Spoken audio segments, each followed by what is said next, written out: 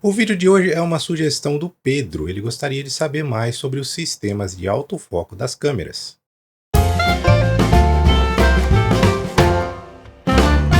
Seja muito bem-vindo ao canal Lentes e Lentilhas. O meu nome é Érico de Sá e esse aqui é o canal onde você aprende sobre fotografia sem complicação.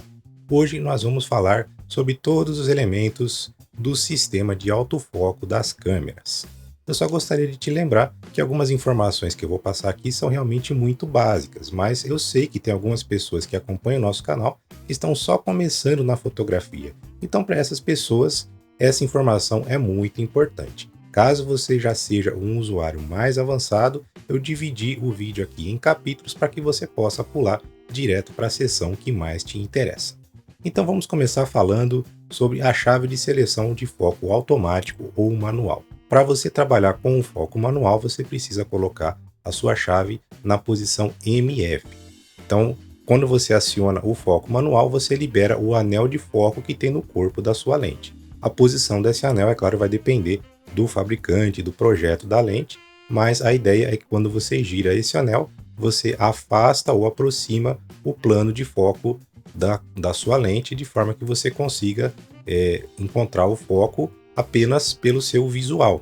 Então a qualidade do foco da sua foto quando você faz o foco manual é exclusivamente dependente da sua visão. Então o que você considera um foco aceitável, a câmera vai gerar a imagem e salvar o foco. Em que situações é interessante você utilizar o foco manual?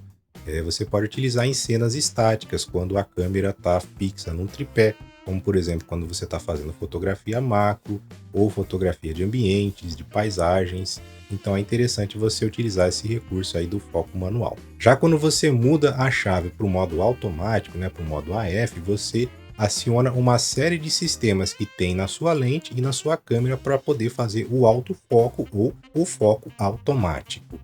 Você já deve ter ouvido falar que as lentes têm elementos em grupos, Cada projeto óptico tem uma quantidade de elementos, por exemplo, 17 elementos em 11 grupos, alguma coisa desse tipo, O que são os elementos? São as lentes, Uma objetiva, ela contém vários conjuntos de lentes, dependendo do projeto óptico dela, e eles se movimentam lá dentro. Então, alguns são responsáveis para você fazer a alteração do comprimento focal e outros também se movimentam para que você possa obter o foco em distâncias específicas. O responsável por movimentar os elementos que ajustam o foco é o motor de foco. E aí nós temos dois tipos diferentes de motor de foco.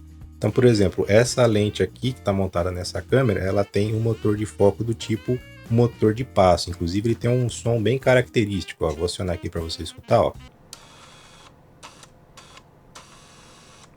Tá? O motor de passo, ele tem geralmente um curso mais curto e ele faz uma transição de foco bem suave, tá? Então ele é muito utilizado para você fazer tanto cenas estáticas, com pouco movimento, como também para o pessoal de vídeo, que você consegue fazer aquela transição de foco bonita e bem suave. Agora eu vou trocar essa lente aqui, vou colocar um outro tipo de motor de foco para você perceber a diferença. Então agora essa lente aqui está montada com um motor de foco ultrassônico, tá? Eu vou acionar da mesma forma para você escutar o barulho que ele faz. É muito baixinho, é praticamente imperceptível, tá? Então o motor de foco ultrassônico, ele tem um curso maior, que te dá mais precisão, porém ele é mais rápido e costuma ser mais preciso, principalmente em cenas de movimento. Então, se você, por exemplo, fotografa fotojornalismo, como vida selvagem, esportes, talvez seja melhor você utilizar esse tipo de motor de foco, porque ele já além de ser mais rápido, ele consegue travar o foco em cenas em movimento, ele acaba sendo também muito mais preciso. Então essa é a diferença que você tem entre os motores de foco. Já deve ter acontecido de você tentar fazer o foco em uma imagem e a câmera ficar tentando caçar o foco e não libera para você disparar a foto, Isso acontece basicamente por 3 motivos, tá? O primeiro é que a sua cena pode estar mal iluminada. Às vezes você até tem alguma luz no ambiente, mas ela não é suficiente para a câmera poder encontrar um ponto de contraste e poder cravar o foco ali. Isso acontece muito em fotografia de estúdio, e é por isso que os flashes de estúdio têm luz de modelagem, porque o estúdio é normalmente um lugar mais escuro, para não ter interferência da luz natural. Então, uma das funções da luz de modelagem do flash é justamente auxiliar o foco. Um outro motivo para sua câmera falhar o foco é que você pode estar mais perto do que a distância mínima de foco permitido para aquela lente que você está usando. Então, cada projeto óptico tem uma distância mínima de foco, né? Por exemplo, eu já testei aqui no canal uma lente de comprimento focal 400 milímetros e ela tem uma distância mínima de foco de 3 metros, tá? Isso quer dizer que abaixo de 3 metros, né, mais perto do que isso, ela não faz foco. E isso faz até sentido, né? Já que você está com um comprimento focal longo, é porque você quer fotografar coisas que estão muito distantes. Então não faz sentido você chegar tão perto do assunto assim. Caso contrário, você poderia fazer com uma lente de comprimento focal menor. Então você precisa verificar sempre, né, qual que é a distância mínima de foco que a sua lente permite e trabalhar dessa distância para trás. Um terceiro motivo para sua câmera não encontrar o foco pode ser que ela não encontrou um ponto de contraste. E isso tem a ver com os pontos de alto foco. Talvez o ponto de autofoco selecionado esteja em cima de uma superfície lisa, como por exemplo uma parede, né? Ela não vai encontrar foco aqui na parede porque aqui não tem nenhuma zona de contraste. Lembrando que a maioria das câmeras elas fazem detecção de foco por contraste. Então a solução nesse caso seria ou você mudar o seu enquadramento ou trocar o ponto de foco. E aí nós vamos falar agora sobre a seleção dos pontos de foco. Existem basicamente 3 modos de seleção de ponto de foco. A matriz de pontos de foco ela está na sua câmera, então cada câmera tem o seu projeto de pontos de foco. Inclusive eu vou mostrar aqui algumas imagens, né, para você ver a diferença. Então existem matrizes de ponto de foco de 11 pontos de foco, de 17, 19, 45, 51 pontos de foco, e tem, por exemplo, as câmeras mirrorless, as mais modernas, que tem ponto de foco na tela toda. Tá? Então esses pontos são os responsáveis por detectar o contraste da cena e ajustar a distância de foco até ali. Então as formas de você selecionar o ponto de foco, você pode selecionar a matriz inteira e aí você pode usar isso em conjunto com um recurso da câmera de detecção de rosto, né? Por exemplo, eu estou fazendo o vídeo aqui com essa câmera e ela está detectando meu rosto. Você pode observar até aqui no monitor, né? Se eu me movimentar, né, a câmera vai deslocando os pontos de foco para perseguir o meu rosto. E se eu, por exemplo, me aproximo ou me afasto da câmera, ó, você percebe que a câmera também vai ajustando a distância de foco.